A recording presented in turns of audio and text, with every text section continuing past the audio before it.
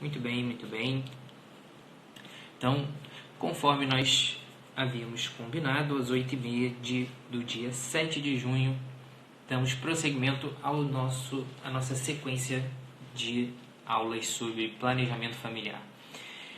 Bom, para quem ainda não me conhece, eu sou Felipe, ginecologista obstetra aqui do Rio de Janeiro, e desde o ano passado a gente já vem com um projeto de montar certos conteúdos, né, voltados para a saúde da mulher e da gestante.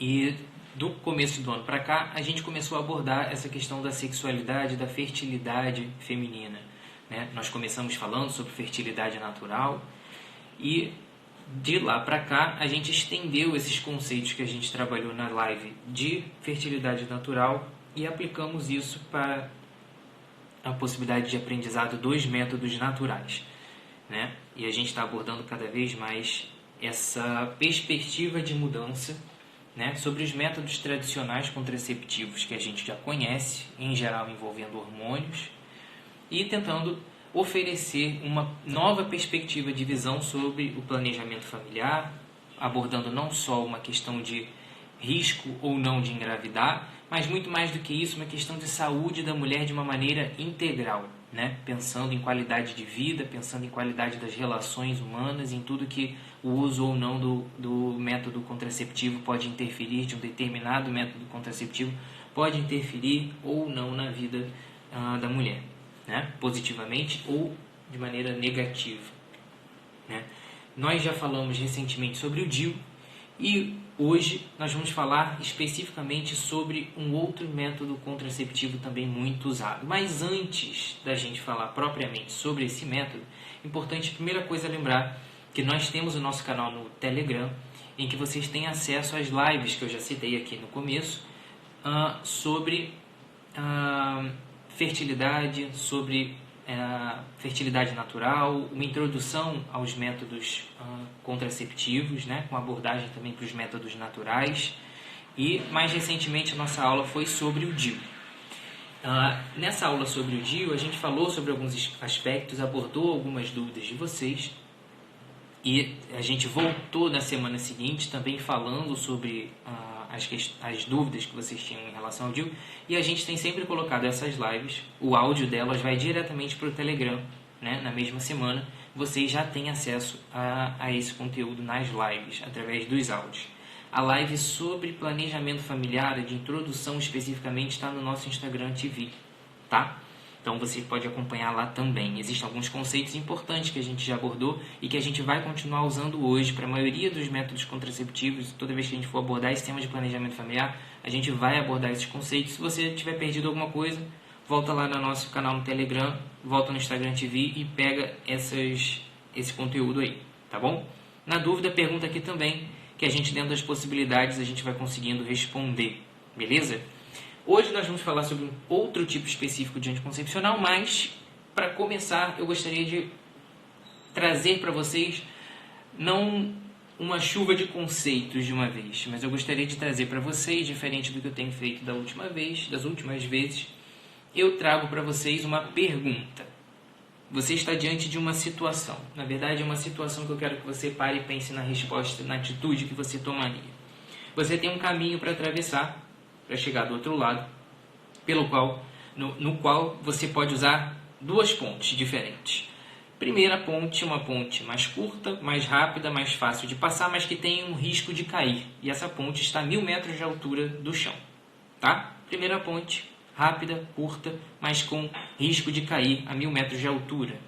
Segunda ponte, mais difícil, mais longa, mais trabalhosa, vai te deixar mais cansado, provavelmente vai tomar o dobro do tempo para que você atinja o outro lado, porém, risco zero de cair.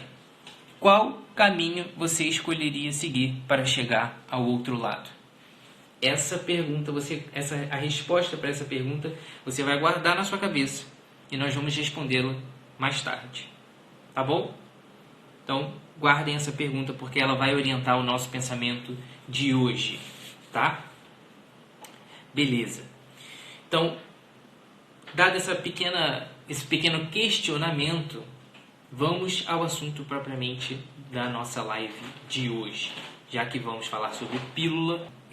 A pílula a qual eu me refiro hoje, tá? Especificamente, é a pílula, aquele método contraceptivo clássico. Quando as pessoas falam de pílula anticoncepcional de uma maneira geral, estão se referindo àquele anticoncepcional clássico que associa dois tipos de hormônio, estrogênio e progesterona. Existem diversos tipos no mercado, né?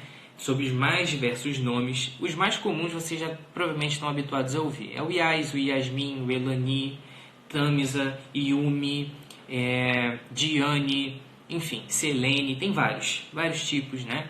Para agradar a todos os gostos e com toda espécie de marketing envolvido, vocês conhecem bem, né, na realidade de vocês. Vocês provavelmente conhecem alguém que usa esse tipo de pílula, e essa pílula clássica é estrogênio com progesterona. Ela foi criada lá nos anos de 1960. Quando ela começou, tinha doses cavalares de estrogênio, de 100 a 150 microgramas. Hoje em dia se usa uma dose entre 15 e 30, para vocês terem uma ideia. Se muitas mulheres já sentem alguns efeitos colaterais com essa dose pequena, imagina com aquela dose enorme que se fazia antigamente quando essa pílula foi lançada no mercado. Então eram muitos efeitos colaterais e ao longo do tempo, para tentar diminuir os efeitos indesejáveis da pílula, ela foi mudando na sua composição para ser aquilo que ela é hoje, estrogênio com diversos tipos de progesterona. A dose de estrogênio varia e o tipo de progesterona também. Existem algumas pílulas menos modernas, mais antigas, né, e umas mais modernas, digamos assim. Bom, esses efeitos indesejáveis basicamente giram em torno de sangramento e efeitos estéticos desejáveis pela maioria das pacientes. Hoje, nessa conformação que a pílula está no mercado, ela tem uma eficácia de cerca de 3 a 5%, podendo chegar a 9% de falha. Então, o que isso significa? Que a cada 100 mulheres que usam essa pílula, ela falha em 9 mulheres. Então, de cada 100 mulheres que tentam usar a pílula para não engravidar, 9 acabam engravidando. De 3 a 9 acabam engravidando, dependendo da situação. Porque a pílula é uma medicação limitada ao fato de que você tem que tomá-la corretamente. Existem diversos regimes de pílula. Você provavelmente conhece algum deles. Usar 21 dias e para 7, usar 24 dias e para 4, usar ela continuamente sem pausa, enfim, né? E todo esse costume em relação a esse método clássico de anticoncepção fez com que essa pílula fosse o método contraceptivo mais utilizado no Brasil, né? Cerca de 27% das mulheres no Brasil hoje usam a pílula como seu método contraceptivo, né? Então, assim, um medicamento extremamente utilizado pelas mulheres, faz parte do dia a dia da mulher, né? Na boa parte das mulheres, cerca de 1/4 das mulheres no Brasil usam essa pílula. Das que usam o anticoncepcional, usam essa pílula. E existe uma propaganda massiva em relação ao uso desses anticoncepcionais e uma campanha, né, para que culturalmente a pílula fosse aceita ao longo dessas últimas décadas. E como é que essa pílula de estrogênio com progesterona age no início?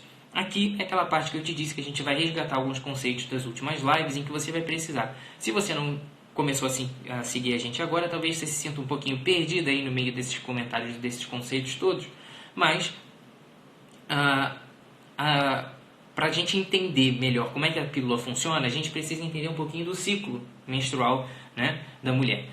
E, basicamente, o que acontece todo mês durante o ciclo menstrual é aquela corrida de folículos dentro do ovário, que vai começar com o estímulo do FSH, lá da hipófise, é um hormônio produzido dentro de uma glândulazinha que fica na nossa cabeça, e vai estimular a produção, o crescimento e desenvolvimento dos folículos no ovário, e esse ovário vai produzir cada vez mais estrogênio, num ciclo de retroalimentação, né? Esses hormônios eles falam entre si, e esse FSH vai subindo, o estrogênio vai subindo, em um determinado momento a progesterona também começa a subir, e isso vai estimular um pico de hormônio, que é um hormônio que vocês conhecem provavelmente mais do que todos os outros, porque as pessoas que planejam engravidar podem usar como método de monitorização de ovulação a detecção desse hormônio na urina, que é o LH. Então, lá para o meio do seu ciclo, o pico de LH vai fazer com que um dos folículos que se desenvolveu no ovário possa ser liberado, né, possa romper e liberar o óvulo para que ele se encontre com o espermatozoide lá na trompa.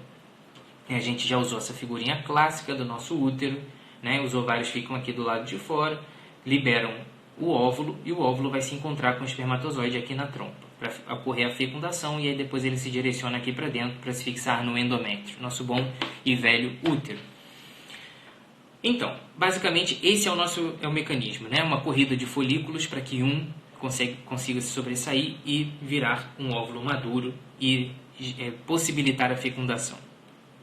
Basicamente, o que a pílula faz é gerar uma sobrecarga de estrogênio e progesterona no organismo para interferir nesse mecanismo de comunicação entre estrogênio e progesterona e os hormônios da sua hipófise. Isso cria uma estabilização dos hormônios, tá? Então, ao invés de eles fazerem um ciclo, eles ficam estáveis. Isso rompe esse equilíbrio de hormônios mensal, esse ciclo de hormônios, e acaba por impedir a ovulação. O efeito da progesterona, por si só também da pílula, ele vai acabar espessando o muco cervical, tá? E impedindo também que o espermatozoide encontre com um eventual óvulo. E além disso, o estrogênio e a progesterona em níveis mais altos e mantidos acaba por atrofiar o endométrio. Então essa partezinha aqui de dentro do útero, isso é importante para a gente entender os efeitos colaterais da pílula mais à frente, mas os efeitos do hormônio nessa parte do endométrio acabam por atrofiar esse endométrio. E ele deixa de ser aquele tapete felpudo que a gente já falou várias vezes, aquele ambiente fértil para fixação do ovo fecundado, e passa a ser um chão de cimento, liso e fino, tá? E bastante frágil, e por isso que ele sangra algumas vezes.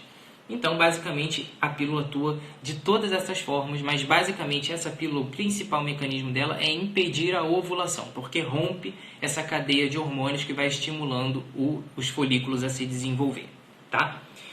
E aí, isso atrofia o endométrio e também impede a formação de um muco fértil, tá? Então, basicamente, aqui já chega um primeiro questionamento. Muitas mulheres chegam no consultório, começam a primeira consulta e perguntam: quando foi a sua última menstruação? Ah, dia 20 e tal. Você usa algum método anticoncepcional?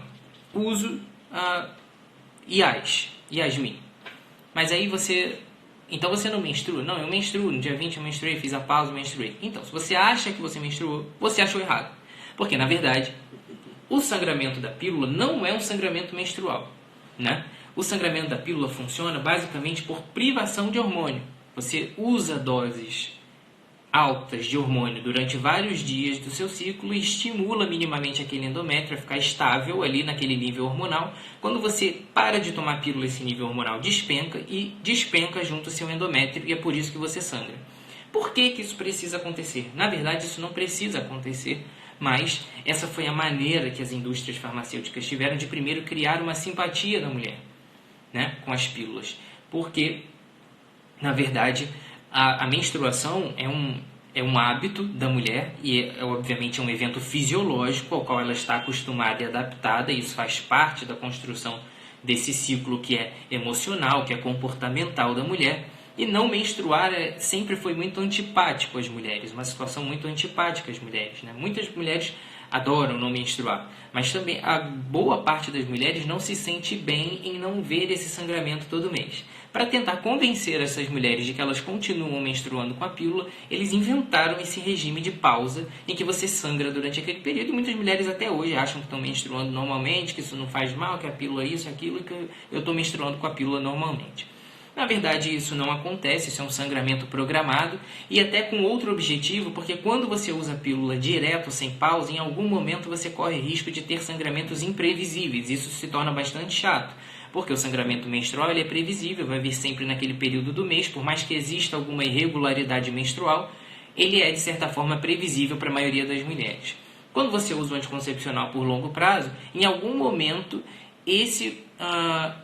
essa atrofia do endométrio que eu falei faz com que ele sangre. Você não consegue prever isso porque não tem um momento certo para isso acontecer. E quando você faz pausas programadas, você diminui o risco de que esse sangramento aconteça aleatoriamente. Mas isso não é uma menstruação e não tem o mesmo efeito de uma menstruação, tá? Então, primeiro ponto. Bom, pensando nesses efeitos todos que eu falei, saindo desse lindo mundo da anticoncepção, né, do efeito hormonal das pílulas, a gente precisa também mostrar essa outra realidade, porque o hormônio não é uma substância inofensiva. Então, se ele está entrando no seu organismo, ele vai provocar alterações. Se o estrogênio e a progesterona regulam, como a gente já falou nas outras lives, busca lá o áudio no Telegram que você vai ver. O estrogênio e a progesterona interferem, são hormônios que regulam não só a função da ovulação, a função reprodutiva da mulher, como também várias outras funções metabólicas, neurológicas e, consequentemente, comportamentais, sexuais, emocionais, enfim. Existe uma série de desdobramentos da presença desse hormônio no organismo em níveis fisiológicos adequados, compatíveis com o ciclo menstrual. Tá? E tanto que, eu já falei isso aqui em outras oportunidades e falo novamente, pergunte a uma mulher na menopausa se ela não sente falta dos hormônios que ela tinha antigamente. Né? Ossos mais fracos, a memória pior, irritabilidade, insônia, ressecamento vaginal, ressecamento da pele, queda de cabelo, enfim. Fogachos, aqueles calores que vêm subitamente, são efeitos de uma privação de hormônio fisiológico em níveis adequados da mulher em idade reprodutiva, que a gente chama, né? Antes dela entrar na menopausa. Então, nitidamente, quando a gente interfere nesse ciclo hormonal fisiológico e coloca sobre esse ciclo, impõe sobre esse ciclo uma sobrecarga de hormônios fora daquilo que o corpo está esperando, você vai interferir em uma série de funções do seu metabolismo. Basicamente, a gente vai interferir no metabolismo dos lipídios, das gorduras, dos carboidratos, vai interferir no metabolismo do fígado. É o fígado que metaboliza esse anticoncepcional para ele ser eliminado do organismo, para ele ser metabolizado e se tornar uma substância inativa. Quem faz isso é o seu fígado. Então, se você joga uma sobrecarga de hormônios sobre o seu fígado, você está mexendo com a função do seu fígado. E isso vai interferir indiretamente, consequentemente, no metabolismo das gorduras e dos carboidratos, dos açúcares de uma maneira geral, e vai interferir também na produção de substâncias que participam da regulação da coagulação no sangue. E nós vamos usar esse ponto-chave da interferência do anticoncepcional nos fatores de coagulação do sangue para falar sobre efeitos indesejáveis da pílula mais à frente, para você entender que não é por acaso, né, que certas coisas acontecem com algumas mulheres que usam anticoncepcional. Então, basicamente, a gente tem interferência do anticoncepcional em todos esses pontos. Outro mecanismo importante no qual o anticoncepcional vai atuar é no sistema de regulação da pressão arterial. Existe um sistema com vários nomes complicados aos quais você não precisa se ater, mas saber que ele existe, que é o sistema renina, angiotensina e aldosterona. Esse sistema nada mais é do que um eixo hormonal que regula a pressão arterial, faz parte da regulação, é um dos principais mecanismos de regulação da pressão arterial no seu corpo, homem ou mulher. E os hormônios que você usa, sintéticos, os hormônios artificiais que você usa no seu organismo, vão interferir nesse mecanismo e, portanto, podem interferir na pressão arterial do indivíduo que os usa, tá? Então, isso vai fazer com que aconteçam efeitos indesejáveis da pílula a curto e a longo prazo. Então, a presença do estrogênio no organismo feminino vai, a curto prazo, já causar aqueles sintomas mais comuns, que são a principal causa de abandono dos anticoncepcionais. Cerca de 25% das pessoas que começam, das mulheres que começam o anticoncepcional tipo pílula, 25% dessas mulheres abandonam o uso da pílula por acontecimento desses efeitos que eu vou falar agora. Basicamente, são a dor de cabeça, as náuseas, o inchaço, a dor nas mamas, as alterações de humor, né? Todos esses efeitos são efeitos imediatos de quem toma pílula com estrogênio.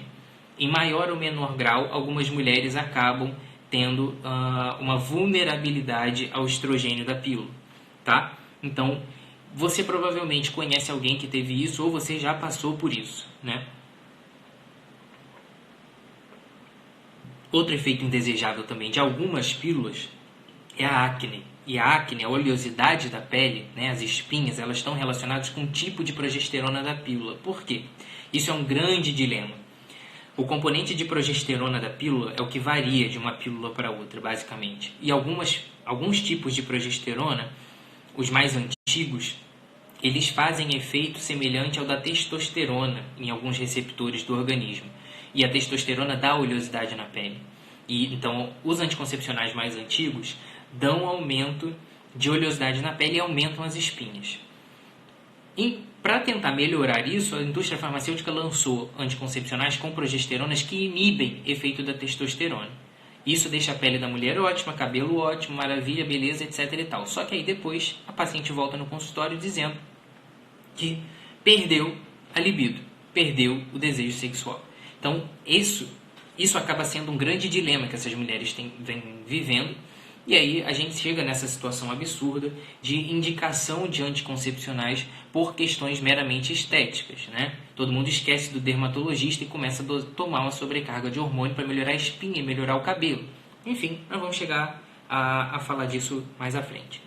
Outros efeitos indesejáveis da pílula mais a longo prazo, o primeiro e campeão de todos e que é um dos principais motivos também para que se abandone o uso dos anticoncepcionais, muitas vezes, isso não é opinião minha, são estudos que mostram que os principais motivos são esses que eu falei agora: dor de cabeça, náusea, inchaço, perda da alteração de humor, perda da libido, enfim.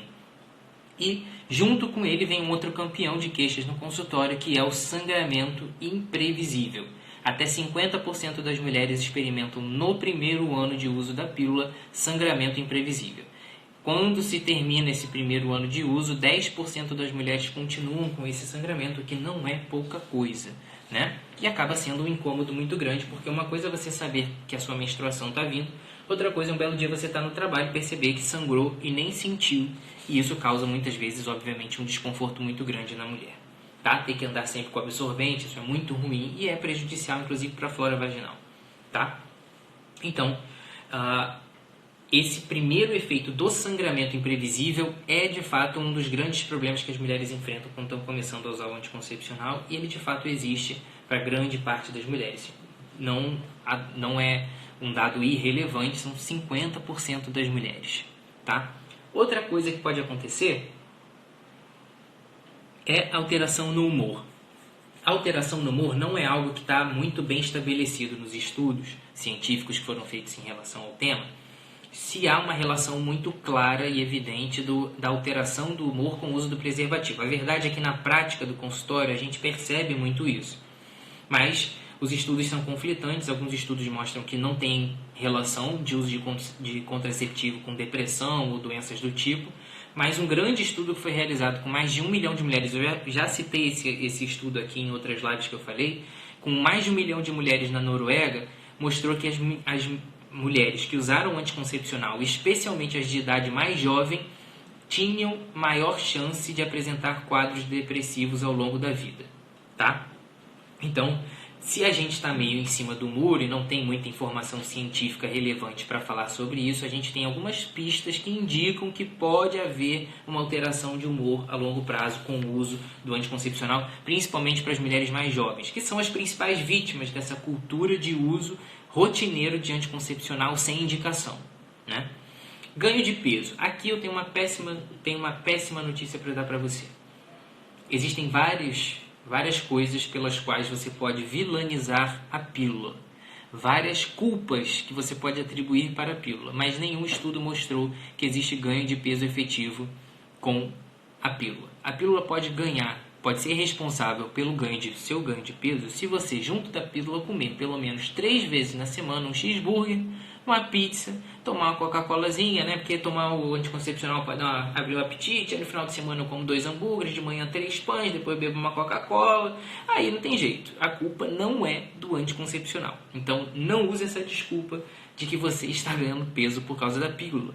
Mas nem por isso ela deixa de ser um vilão, porque existem outras coisas relacionadas a ela. Como eu já falei, uma outra queixa muito comum é a queda da libido, né? A queda desse desejo sexual.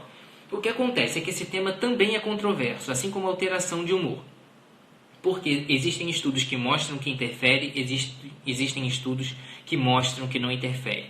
Mas o que se tem de verdade, de fato, associado a isso é que o uso da pílula quase que invariavelmente vai diminuir a produção e a fração livre de testosterona na circulação sanguínea. E a testosterona, mesmo que em pequenas quantidades na mulher, é fundamental para essa regulação da função sexual. Então, muitas mulheres que com o uso da pílula, perdem a libido, inclusive que usam progesterona na forma de gel ou em situações parecidas, em formulações parecidas, os estudos mostram que se você usa a pílula e repõe testosterona, a testosterona que você repõe não consegue suprimir o efeito negativo da pílula, tá? Então, assim, é uma questão importante, isso é muito comum, e principalmente essas pílulas que são mais modernas e que melhoram a pele, melhoram o cabelo, que tem um efeito estético maravilhoso, são as que mais diminuem a libido, são as que mais interferem no efeito da testosterona. Então não é uma coisa tão maravilhosa e tão inofensiva assim, tá bom?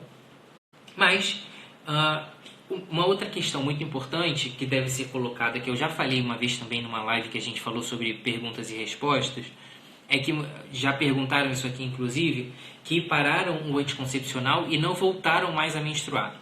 Pois bem, a pílula de estrogênio e progesterona não gera dificuldade de voltar a ter menstruação. Em geral, em média, os estudos mostram que com 32 dias de suspensão da pílula você já volta a menstruar normalmente. Essa é a média. E que com 3 meses a maioria das mulheres já voltou a ovular e menstruar. Qual é o grande problema dessa questão da pílula? E eu já falei isso aqui e vou repetir, porque isso é um hábito. Toda adolescente que começa a menstruar vai ter ciclos irregulares. Eu tenho certeza que 90% das mulheres que estão me ouvindo aqui hoje nessa live vão se identificar com isso. Tenho certeza absoluta. Depois você me diz e bota aqui nos comentários se você não passou por isso ou conhece alguém que passou por isso. A maioria das adolescentes, quando começa a menstruar, o seu ciclo ainda está amadurecendo. Então o ciclo é naturalmente irregular. E isso faz com que em alguns meses a adolescente não menstrue, tá? E isso é natural do adolescente. O eixo hormonal está aprendendo a ovular e a menstruar. Então, durante muitas vezes, o Bernardo está se identificando aqui com a questão do libido, né? Mas muitas vezes a mulher começa a menstruar na adolescência e fica alguns meses sem, e aí começa, tem alguma coisa errada, vamos no ginecologista. O ginecologista olha para aquilo, vamos pedir um ultrassom ginecológico para você, um ultrassom pélvico. Bota lá no ultrassom pélvico, o que o radiologista coloca no laudo? Presença de micropoliscistos ovarianos, blá blá blá blá blá blá. O ginecologista pega aquele laudo, fala para o adolescente, e você tem ovário policístico, você está com um problema de desregulação hormonal e tem que tomar um anticoncepcional para regularizar a sua menstruação. O que está totalmente descabido. Acabei de falar no início dessa live que sangramento de parar a pílula não é sangramento menstrual, é sangramento de privação hormonal, não tem qualquer efeito de ciclo menstrual no corpo da mulher. Então, não tem sentido nenhum falar que vai regularizar o ciclo da mulher usando anticoncepcional, porque o sangramento de anticoncepcional nem sangramento menstrual é. Aí, lá com seus 13, 14, 15 anos, por causa desses falsos ovários policísticos, porque ovário com vários cistos pode ser nada mais do que um ovário que está cheio de folículos e prestes a ovular, tá? E aí ela começa a tomar aquele anticoncepcional sem motivo algum, se expondo a vários riscos sem motivo algum, suprimindo muitas vezes o seu ciclo e vários elementos da sua sexualidade, vários elementos da sua afetividade sem motivo algum, e tomam aquilo até 30, 35 anos, quando decidem se casar e ter filhos, etc. E aí param o anticoncepcional depois de 10, 15, 20 anos usando o anticoncepcional direto, porque é uma maravilha para o cabelo, é uma maravilha para a pele, não quero parar nunca mais, maravilha. Parou o anticoncepcional, não volta a menstruar. O que aconteceu? Provavelmente, ao longo da sua vida, se você não tivesse tomado aquele anticoncepcional, apareceria algum problema que estaria te impedindo de menstruar, que você nunca descobriu, porque você achou que estava menstruando normalmente, usando esse anticoncepcional e fazendo pause, fingindo que estava menstruando todo mês, e aí quando você para de vez o anticoncepcional, não vem menstruação nenhuma. E pode até ser que você tivesse ovários policísticos, mas pode ser que você tenha uma série de outros problemas que te impedem de ovular, e você fica lá. Demora 10, 20, 30 anos para descobrir esse problema, e quando vai tentar engravidar, você descobre que você só está perdendo tempo. Então, isso constrói esse mito de que a pílula atrapalha a voltar a menstruar. Mas, na verdade, a pílula te atrapalha a identificar que você tinha um problema, porque ela silenciou o seu corpo. Então, na grande maioria das vezes, quando você não volta a menstruar porque parou a pílula, é porque você não ia menstruar mesmo não utilizando a pílula nunca. E você só descobriu isso agora, depois de 10, 15 anos, 20 anos usando essa pílula. Tá? Então, vamos ficar atentos para isso. Mas, terminados aqui esses fatores, essas queixas inconvenientes, quando a gente fala de efeitos indesejáveis da pílula, a gente não está falando só de questões inconvenientes. Libido pode ser inconveniente? É muito importante, mas pode ser uma questão inconveniente. Acne, dor de cabeça, enjoo, sangramento irregular são questões de inconvenientes. Mas quando a gente fala de problemas relacionados, de malefícios da pílula, a gente está falando de possibilidade de doença cardiovascular e outras doenças graves também. E aqui é muito importante deixar claro que a minha função aqui não é fazer terror, como se faz com tantas outras coisas em medicina por aí. Se você olha nos programas de televisão, toda hora alguém está falando de doença e colocando que dor de cabeça pode ser AVC e aí no dia seguinte a fila de paciente achando que está tendo AVC na emergência porque está com dor de cabeça, porque dormiu mal no dia anterior. E isso é a cultura do terror que não acrescenta em nada e só serve de desserviço para as pessoas. Então aqui, hoje, o que eu quero fazer com você é um trabalho de conscientização, de informação e não de terror em saúde, tá? Então você precisa entender do que o que eu estou falando aqui, a maioria dos problemas cardiovasculares que a pílula pode causar para mulheres saudáveis é uma chance pequena, mas que é real. Então, tudo se resume a uma questão de risco-benefício. Quais são os riscos cardiovasculares que a pílula de fato aumenta? Isso não é minha opinião, é estudo científico mais do que comprovado de que isso pode acontecer. Principalmente infarto, AVC e trombose. Basicamente são essas questões. O risco é muito baixo, porque o risco aumenta em relação à população geral. E a população geral que usa anticoncepcional é uma população jovem e saudável. Então os riscos de ter infarto e AVC de uma maneira geral e trombose são pequenos. Porém, a gente tem que pensar que as mulheres que usam anticoncepcional, elas não estão só naquele ambiente da ginecologia. São seres humanos que têm uma série de fatores que podem se ajuntar e aumentar definitivamente o risco de se ter infarto, AVC e trombose. Tá? Então, quais são esses fatores de risco? Olha como eles são incomuns, né? Como eles podem não aparecer. Fumar, estar acima do peso, herança genética familiar, idade, né? Sedentarismo. Então, nada disso é comum, né? Para se somar ao risco do anticoncepcional e aumentar a chance de você ter algum desses problemas. Então, a gente não pode se esquecer que ao longo da nossa vida, todos esses fatores aparecem em maior ou menor grau em algum momento, né? E quando você usa um anticoncepcional junto com esses fatores pré-existentes na sua vida, você está aumentando desnecessariamente o risco, ainda que menor, ainda que pequeno, em relação a quem não usa, né? Então, basicamente, a gente está falando de risco de infarto, AVC e trombose. Sobre a trombose venosa profunda, que a gente chama, que é aquela trombose comum que a gente conhece, aquela trombo que se forma na perna, vira e mexe, existe cultura de terror também na televisão, que fulana começou anticoncepcional aos 15 anos e morreu de trombose, né? E morreu de AVC, enfim. Existe um risco aumentado de cerca de 2 vezes mais. Então, as mulheres saudáveis que usam anticoncepcional têm 2 vezes mais risco do que as que não usam de ter trombose, tá? É pouco, porque o risco basal na população de ter trombose é pouco. Então, se você aumenta 2 vezes um risco pequeno, ele continua pequeno.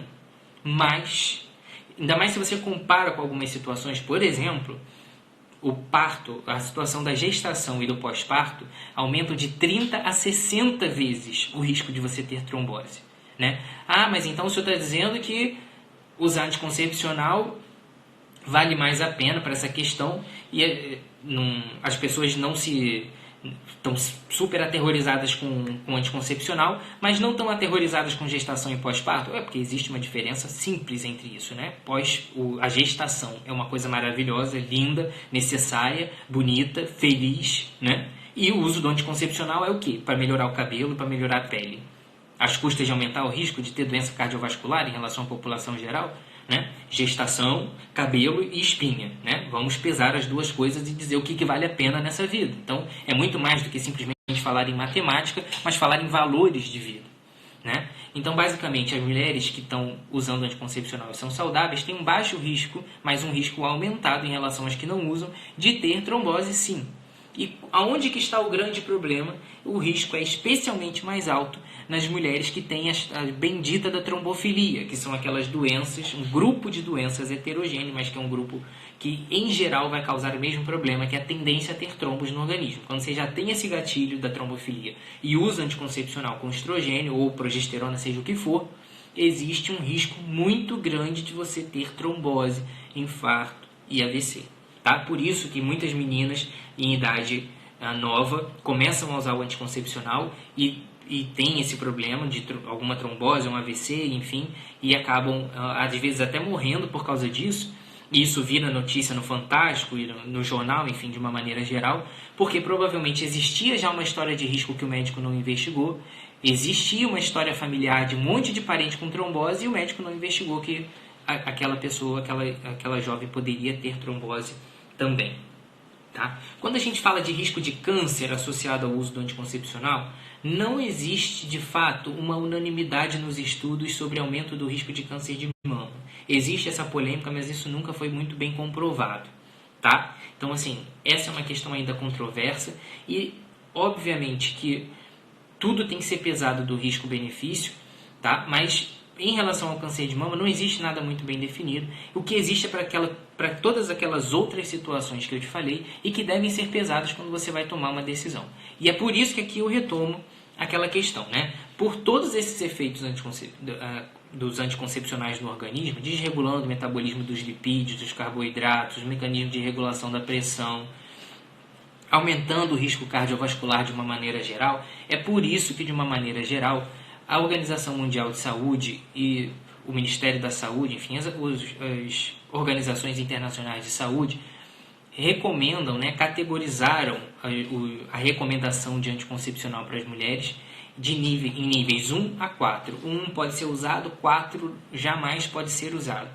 E para algumas situações específicas, o uso de anticoncepcional, tipo pílula, é nível 4, totalmente contraindicado, né? Por que isso? Por causa de todos esses efeitos que eu já falei aqui até agora. Então, se você tem trombofilia, se você já tem história de infarto, se já tem história de AVC, se você tem história de enxaqueca com aura, você tem maior risco de ter AVC se você usa pílula e não pode tomar, tá? Então, são situações muito peculiares em que, inclusive, a pílula não é só um problema, mas é uma contraindicação absoluta a usar.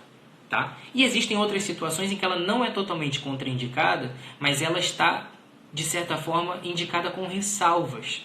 Por quê? Situações em que a mulher tem pressão alta descompensada, o anticoncepcional atua como um fator agravante da pressão. Situações em que a mulher tem diabetes descompensado. Eu já falei para vocês, ele interfere no metabolismo da glicose e das gorduras. Então, e ele pode descompensar ainda mais o diabetes e pode ser contraindicado. Mulheres com mais de 35 anos que fumam, o anticoncepcional tipo pílula está contraindicado, porque aumenta o risco de trombose, aumenta o risco de doença cardiovascular de maneira injustificada. Antigamente, se aconselhava a não usar nunca a partir dos 35 anos. Hoje em dia, os órgãos internacionais já são mais tolerantes com isso. Mas, independente do que o órgão internacional recomenda, fica aqui esse questionamento, né? Aqui a gente tem que resgatar essa questão, né? De que será que vale a pena pegar aquela ponte mais estreita, aquela ponte mais fácil, aquela ponte de acesso mais rápido para chegar do outro lado? Se eu tenho risco de cair daquela ponte a 1.000 metros de altura, se existe uma outra ponte que é mais segura, vai demorar mais, é mais trabalhosa, vai me deixar mais cansado, mas não tem risco de cair? Esse é o questionamento que eu te fiz lá no início e é isso que está norteando o nosso raciocínio aqui agora. A pílula talvez não seja esse grande vilão, com grandes riscos de ter algum problema, mas ela tem muito mais risco do que quem não usa. Então ela se torna, na grande quantidade de vezes, desnecessária. E ela é passada de rotina para um monte de gente. E ainda pior, é oferecida como tratamento para uma série de doenças em que muitas vezes ela não é necessariamente a resolução dos problemas, né? A questão dos cistos é clássica. Eu recebo o paciente no consultório o tempo inteiro. Eu tinha cisto, eu usava anticoncepcional. Eu tinha cisto, eu levei na médica, a médica falou que eu tinha que tomar anticoncepcional para secar o cisto. Meu bem, já me perguntaram isso essa semana nas perguntas e eu respondi. Cisto que vem e vai na ultrassonografia todo mês e some, nada mais é do que o seu folículo ovariano crescendo e sumindo. Porque provavelmente ele está ovulando todo mês. Isso é ótimo que aconteça. Não precisa de anticoncepcional para isso. Você está aumentando todos esses riscos que eu te falei a troco de nada. E para os ovários policísticos eu estou tomando para regularizar o meu ciclo. Filhinha, você não está regularizando nada, porque com o anticoncepcional tu não tem nem ciclo, que dirá regularizado. Então assim, muitas vezes as mulheres estão usando esse anticoncepcional e adiando as decisões sobre mudança de qualidade de vida, perda de peso, exercício físico, dieta controlada, melhora da qualidade de vida, interferindo na sua libido, interferindo nas relações humanas. Nós já falamos várias vezes sobre esse potencial destruidor que o uso do anticoncepcional tem sobre a construção da afetividade da sexualidade da mulher e do parceiro, porque isso desvincula a responsabilidade de uma eventual relação sexual, de uma eventual relação entre duas pessoas, da responsabilidade de se construir vínculos, da responsabilidade dos desdobramentos de uma relação sexual. Né? E nós já conversamos sobre isso com o DIU, nós já conversamos sobre isso com várias outras situações, em que o anticoncepcional, muitas vezes, quer dar à mulher uma liberdade, mas acaba tornando ela escrava de vontades passageiras e que são tão limitantes quanto aquilo que ela acha que está tratando. Então, a questão maior do anticoncepcional nesse caso é o bom senso que tem que se ter, né? De hoje ele ser prescrito muito mais como um hábito do que como uma necessidade. Então isso vai matando a sexualidade dos adolescentes muitas vezes, matando essa construção de uma cultura, de uma mulher que conhece o seu corpo, que entende o seu corpo e que não consegue compreender muitas vezes essa flutuação hormonal que ela vive durante o ciclo menstrual, essa flutuação de afetividade que ela vive, que é importante para a construção da personalidade dela, e muitas vezes isso é silenciado com uma pílula desde o começo, muitas vezes ela é condenada a usar isso porque tinha cisto no ultrassom, ou porque gravidez nem pensar, e aí começa esse ciclo vicioso totalmente destrutivo para a afetividade, para a sexualidade da mulher, e isso vai aparecer mais nitidamente lá na frente, quando ela começa a desenvolver a sua vida conjugal, digamos assim, né? Porque o homem está acostumado a transferir a responsabilidade reprodutiva da relação para a mulher, porque é ela que usa o anticoncepcional, e toda vez que eventualmente tem que se falar sobre responsabilidade de ter filhos ou não, isso vira culpa da mulher, né? E não é uma responsabilidade muitas vezes dividida com o homem, né? Então muitas vezes você está com esse discurso de defender a liberdade reprodutiva, a liberdade sexual da mulher com o uso de anticoncepcional, muitas vezes você está condenando ela a assumir toda essa responsabilidade na sociedade, o que é totalmente contraditório, é totalmente paradoxal. Nós já conversamos aqui sobre isso, e isso rende uma conversa de a noite inteira, né? Então, basicamente, esse pensamento da ponte que você quer atravessar é o que tem que te nortear, né? Se vale a pena atravessar essa ponte mais rápida, mas que tem grandes chances de cair, ou se você quer passar por uma ponte que é um pouco mais longa, vai te deixar mais cansado, demorar o dobro do tempo, mas não tem risco nenhum de cair, né? É óbvio que aqui nós estamos conversando dentro de uma sequência de lives de conteúdos em si, que estão nos orientando para essa possibilidade de mudar a sua perspectiva de saúde feminina de uma maneira mais integral e menos intervencionista, né? De se abordar os métodos naturais. Que se a gente fala que o método da pílula, por exemplo, tem uma eficácia de 93%, 95%, 98%, alguns métodos naturais chegam a ter esse índice de eficácia também se utilizados corretamente. Mas, infelizmente, com o preconceito que se estabeleceu na sociedade com o uso dos métodos contraceptivos naturais, os ditos comportamentais, infelizmente eles foram jogados de lado, eles praticamente não são falados mais dentro do consultório, dentro das escolas, não se ensina mais isso. E é obviamente que um método contraceptivo comportamental, se você não treina o seu comportamento, ele não funciona. Assim como a pílula que você não toma todo dia não funciona. E ninguém condena a pílula porque você não toma ela todo dia, ela não funciona, né? Condena a pessoa que não soube usar. E o mesmo deveria ser feito com os métodos contraceptivos naturais, que foram demonizados nas últimas décadas por tudo que eles representam, né? E muitas mulheres hoje resgatam esse método contraceptivo natural, comportamental, porque estão cansadas dessa cultura e sentem que de alguma forma estão tomando alguma coisa de uma maneira desnecessária. Essa é a mensagem que fica hoje para você levar para casa, tá? E assim nós encerramos hoje a nossa live, tá? Para quem tem curiosidade sobre aquilo que nós estamos falando especificamente de métodos naturais, sobre essa possibilidade, essas novas perspectivas de controle de fertilidade feminina, a gente vai abordar ainda muito esses temas, ainda vai bater muito nessa tecla do método Billings, do resgate desse método que é extremamente importante. Muitas mulheres acham que falar do Billings é simplesmente ficar olhando para o muco. Mas o Billings, quando você começa a estudar, você vai ver que tem tabela para se preencher do Billings, tem instrutor para você consultar, para você aprender o Billings.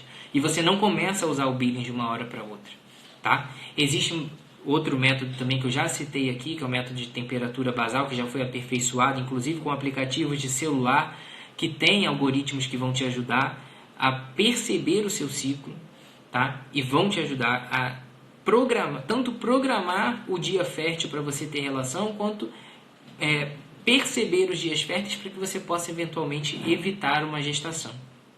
Então, existem métodos tipo Natural Cycles, que é esse aplicativo que hoje em dia é vendido, você pode ter ele no seu celular e você recebe o termômetro do aplicativo na sua casa. Existe o Persona, que é aquele teste que eu falei para vocês, que leva em consideração também o pico de LH na urina.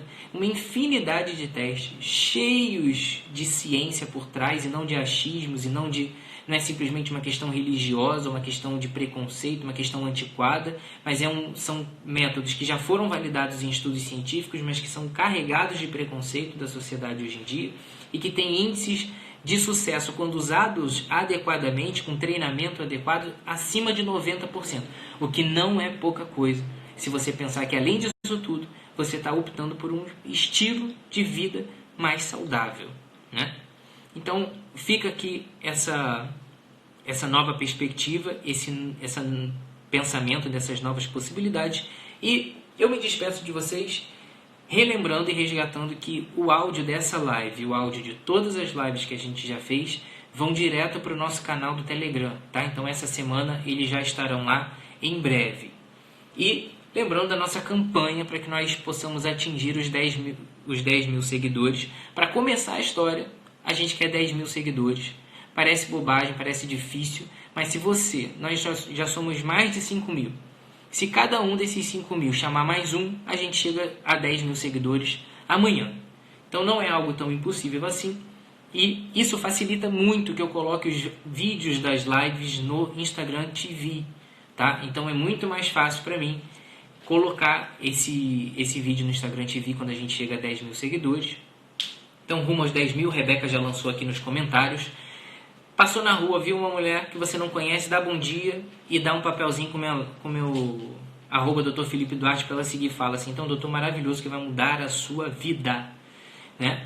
Então, rumo aos 10 mil. E não deixe de entrar no link lá da bio para você pegar para você se inscrever no canal do Telegram e receber o áudio de todas essas lives que já vão estar lá. Em breve teremos perguntas aqui também essa semana.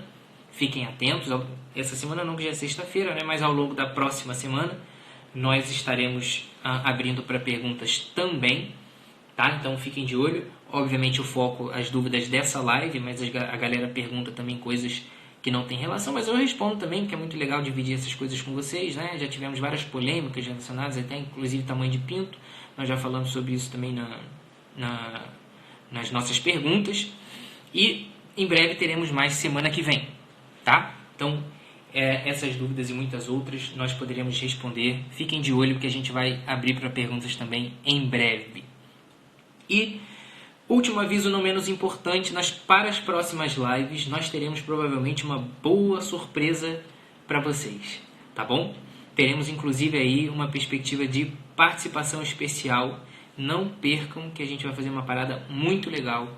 E de resto, dou boa noite a todos vocês, que é muito legal ver que muitos homens estão participando da live também, porque desde o começo eu bato nessa tecla de que fertilidade, de que temas relacionados à sexualidade, afetividade e reprodução não são responsabilidade só da mulher, tá? A Jéssica tá falando aqui, ó, faz uma live com o Dr. Ítalo, vocês que tem que perturbar ele para fazer isso, tá? Então, assim, ele é meu vizinho, a coisa mais fácil é ele vir aqui fazer uma live comigo, não precisa nem vir aqui, né? É só dividir a tela. Então, perturbem ele lá, quem sabe ele faz a live comigo aqui, tá? Então, vamos trabalhar nisso aí, e eu desejo a todas vocês e todos vocês uma boa noite, e muito obrigado pela participação de vocês, muito obrigado pelas perguntas, continuem perguntando, tudo aquilo que eu não consegui responder aqui, eu vou responder ao longo da semana nas perguntas que vocês me fizerem, tá bom? Muito obrigado mais uma vez e até a próxima, galera. Tchau!